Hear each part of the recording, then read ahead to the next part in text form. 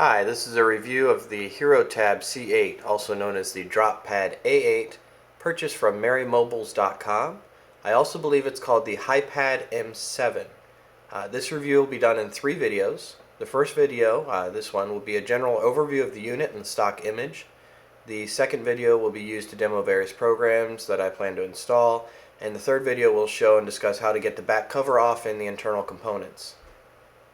You can find out more information and got a budding community started over at slatedroid.com, following the link at the bottom of the video. So let's get started. The C8 has a 7-inch capacitive multi-touch 16:9 widescreen. It's running Android 2.2 with flash.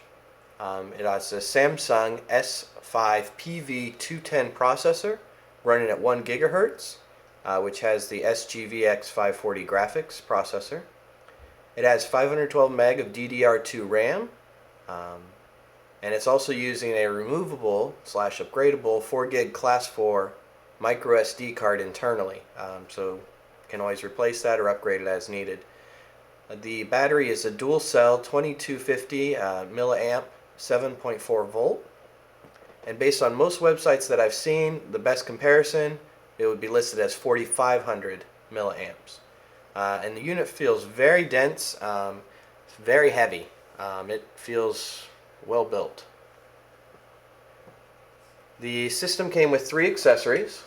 Came with your standard power adapter with a little micro circular plug.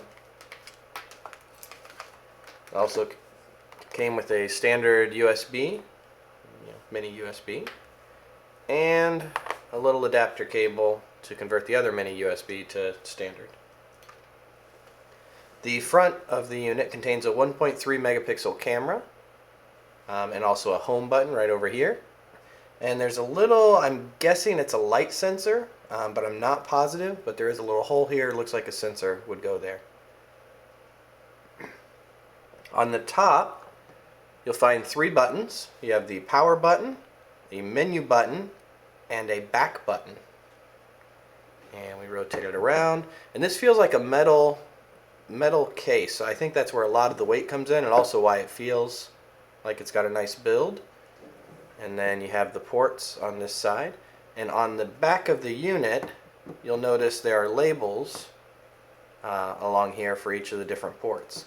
And so the ports we have on this, we have the micro SD external, a mini HDMI, the OTG mini USB, so this would be for doing firmware updates or things that way. And this is kind of a cool feature. It has a physical on-off toggle switch. It's essentially a kill switch, hardware based. You flip it off, the unit shuts off, doesn't matter what you're doing. They have a USB host, so this would be your keyboards, mice, external devices that way. Headphone jack, the power jack, and the microphone hole. And then also on the back you have a mono speaker right here. So because of this metal band though, as I said, it makes it feel like a very solid unit, but it does seem to add a lot of weight. Now I'd like to show you a comparison in size. I have a Herotab mid 816, also purchased from MerryMobiles.com. We're going to just zoom out here real quick. This is an 8-inch 4x3 format resistive touchscreen. It's single touch, and you can see, nice square design, plastic buttons. It's also a plastic case, so it makes it a little lighter, but it doesn't feel as stable. So if I put the C8 on top of it, you can see the size difference. And you see the difference in screen real estate. The border is about the same on them, but they are both a shiny kind of plastic fingerprint magnet. There is a matte version of the mid 816 that kind of a rubberized, that doesn't attract as many fingerprints. But that's just a size comparison for you. We'll switch back here. Let's go ahead and boot it up. Power button's on top. There we go, got our little Android guy. Gonna zoom back in here. Alright. So you don't actually see the boot up screen where it shows you, kind of the initial device information. You just see this mobile internet device screen.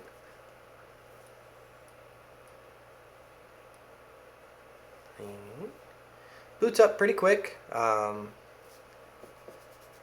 found Android in general boots up fast.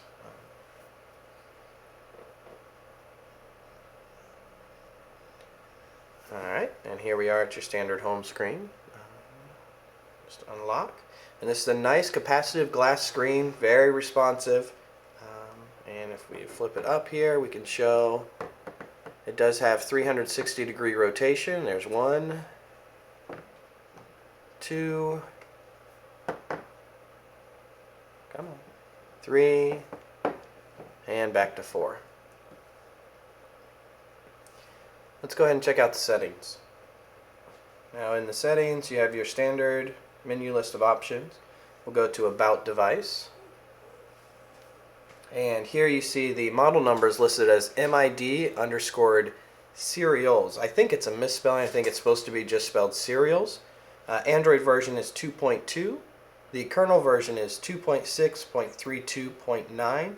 Looks like it was built on January 21st, 2011. And the build number is FRF91 2011 0122.162519. So it looks like the firmware was built on the 22nd, which is pretty recent. Probably right before this unit was shipped to me. So we're going to go back here and scroll up. Under voice and input settings, there's a voice recognizer settings, which was something I hadn't seen on the mid 816, and it looks like you could possibly do text-to-speech or controls that way.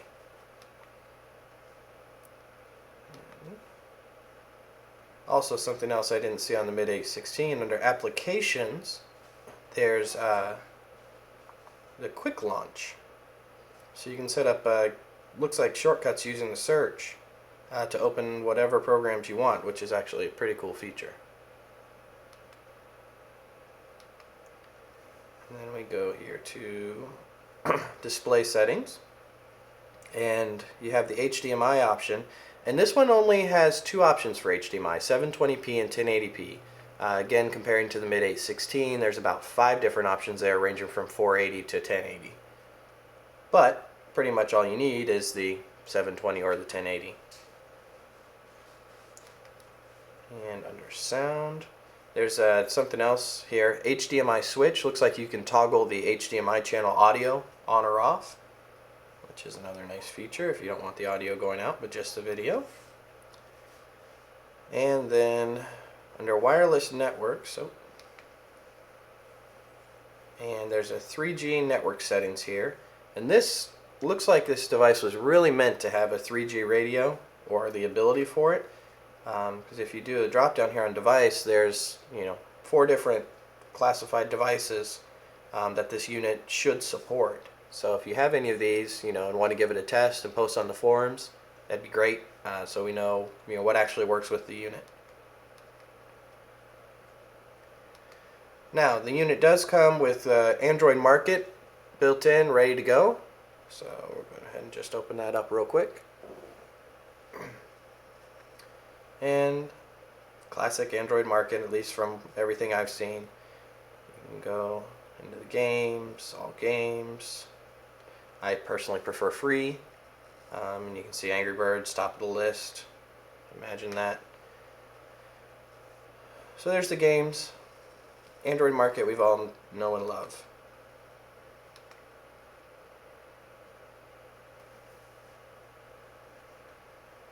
And let's go ahead and also open a browser.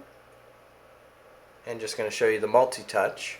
This is the stock browser. Once I do the second review video, I'll probably be using the Dolphin Browser HD. But for now, this will get the job done. Go up to your bookmarks. We're just going to go to Amazon. And we're going to scroll down. We're going to go to the full site just so we have something to work with. And right now, the internet I'm using, I'm tethered to my Palm Pre phone using the mobile hotspot. So I'm actually sharing my cellular network, but that's just because it creates a wireless access point. But here's the Amazon site, and you can see everything loads up fine. We can do lovely multi-touch, which is a great feature. Double tap, same thing. I mean, we can zoom in pretty good.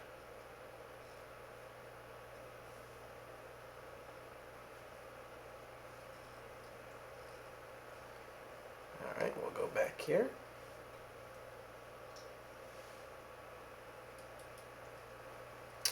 And in terms of the installed programs,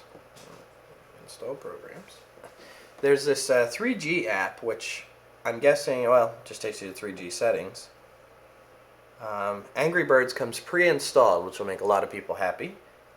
So you can just go ahead and pop that open and play it. Asphalt, I tried playing, but I don't know if this version works so well. And then you have the camera, which we'll just get a gander looking up at the camcorder, and you can switch to video. I'll go ahead and take a picture, and I will post this to the forum so you can test the quality for yourself. Let's go back. Clock, email, file explorer, Gmail, international market. You have the iReader, maps, market, music, weather.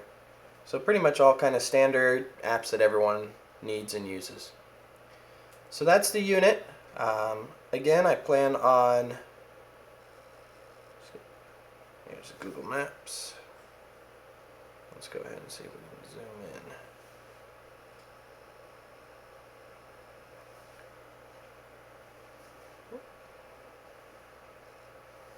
There we go. So Google Maps loads. My overall take on the unit, things I like, I love the capacitive screen. And I love that it's multi-touch versus the mid-816 right now is only single touch. Who knows? I like that there is this physical hardware switch on the side, because I actually had one point in time where the system locked up on me, and I tried holding down the power switch. I tried doing everything I could to reboot it, and it wouldn't work, but I was able to just go over to that switch, flip it, boom, unit was off, and I was able to reboot, no problem. And I really like the unit. Just feels sturdy. It feels complete and solid, but at the same token, it feels really heavy. And I would think after long-term use, your arms are going to get tired. So you have a trade-off there: build quality versus, weight. Some things that I don't like so much, compared to the mid-816, would be the screen size. I like the 4x3 form factor of the 8-inch mid-816. It just seems to give you more screen real estate, and just a general better format. Also, there was no volume toggle on the side of this. There's not a physical volume switch. So you have to either use the buttons here at the top, or go into the program, or something that way. So it's always nice to have an outside volume switch. And again, I go back to, it's heavy. It's not unusable, but it's definitely not a light little puppy. Some issues that I have seen so far: the system locked up on me at one point. I couldn't turn it off, as I said. Tried using the power button, but I was able to use that toggle switch here on the side to just flip it off. When I rebooted, everything was fine. Another big issue for me particularly is the wireless. While the wireless works, it seems to change the MAC address every time it's flipped on or off, or powered on or powered off. The MAC address changes. So in terms of your security on your wireless network, if you're doing any kind of MAC address filtering, you kind of can't do that with this unit, which is a bit of a pain. So hopefully that can be fixed with a firmware update relatively soon.